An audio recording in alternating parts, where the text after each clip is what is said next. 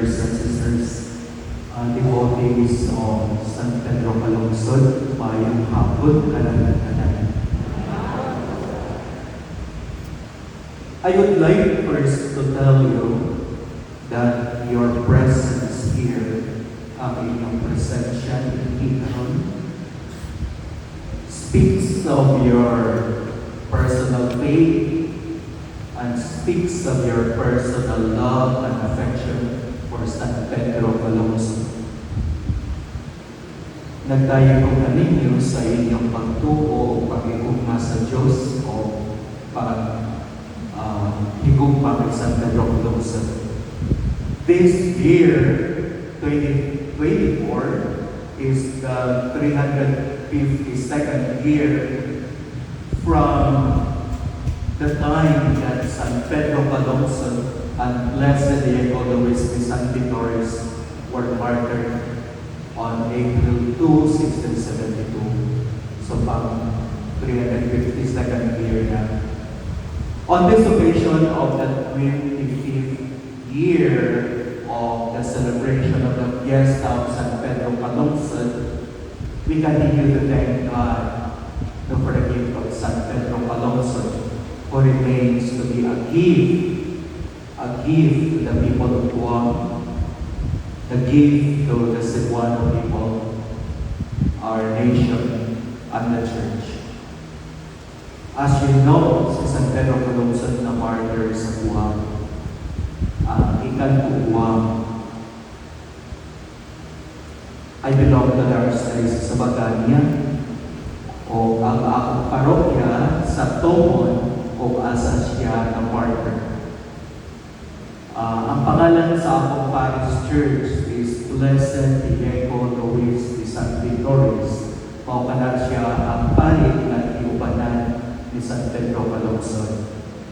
Across the church, across the small parish church that I have is the beach, beautiful beach. Naghanap siya mga hotels o mga shopping centers, kaya mo na siya pinaka-developed area karong panahon na. Siya beach across the Church of Blessed Diego. Ang pangalan sa beach is Matapang Beach. Si Matapang was the person who killed Blessed Diego and San Pedro Calungsod.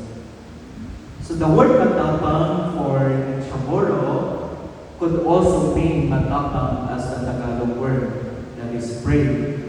But it could also mean in Chamorro as the lack of common sense, of kanang foolish ikaw, kanang murag-buang-buang. So mo na yung meaning sa word na matapang. I would like to take note that matapang was not really the bad guy in the eyes of everyone.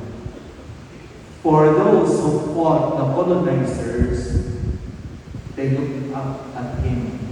Remember, Blessed Diego Luis de San Vitores is a Spanish priest, kauban sa mga Spanish military na considered by the natives of the time as colonizers. So even to this point, kani siya na contention.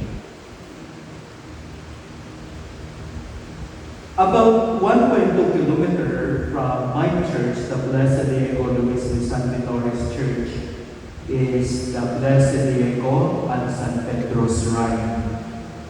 Maukanan siya ang traditionally believed to be the place of martyrdom. So diha sila ipatay. Last January 15, si Archbishop Palma, Archbishop Lasso, Haro Iloilo, Bishop Indico of Capiz, and few others priests visited the shrine. Now we pray for the intercession of San Pedro Calungsod. After we pray, the altar is a beach, kay Nasha beach front. And then they have picture takings there in the beautiful beach.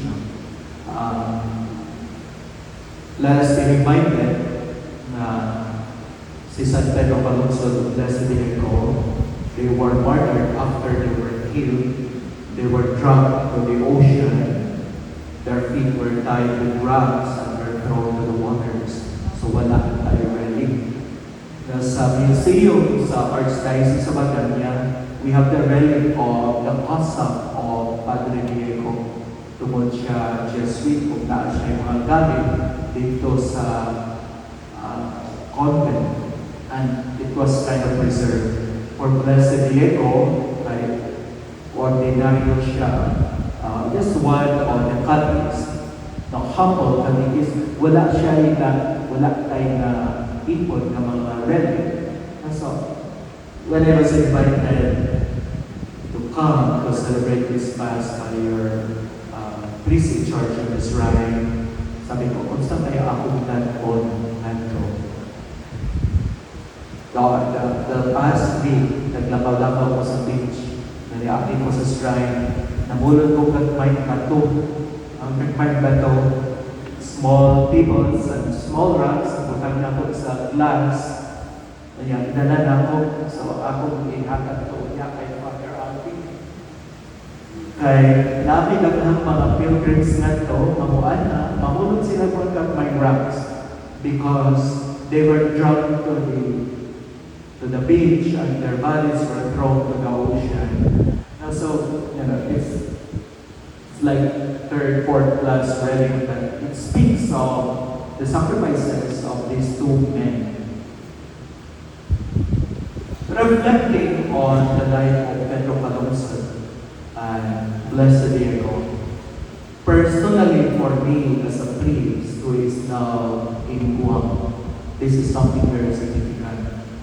Because despite of personal weaknesses, despite sa atong kahuyang mga tao, these two individuals, much more si San Pedro Calungsod tungod kay siya Pilipino, pareho lang po nga naa sa Guam. It's inspiring ang ilang faithfulness. Even at the danger of death, what sila they give up for the sake of living, para mabuhay. They offer their lives for the faith.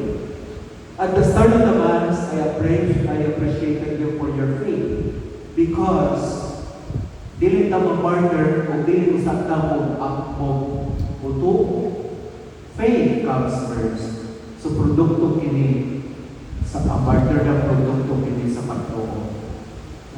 So going back to the life of San Pedro Calungsod, I would surmise, I would think that produkto kini siya sa pagtuo sa panimalay sa pamilya. I would like to emphasize that. Siguro wala din siya nialto sa mga Jesuit o nialto sa Jesuit school ang maging part sa Jesuit team to go on mission to Guam without first being raised by his mother and father and his family to be a person of faith. O wala kini siya niadto sa mga Jesuits o wala siya pagtuo maging instill na sa iyang parents o sa iyang community. So what I'm trying to say is he is a product of the faith, of the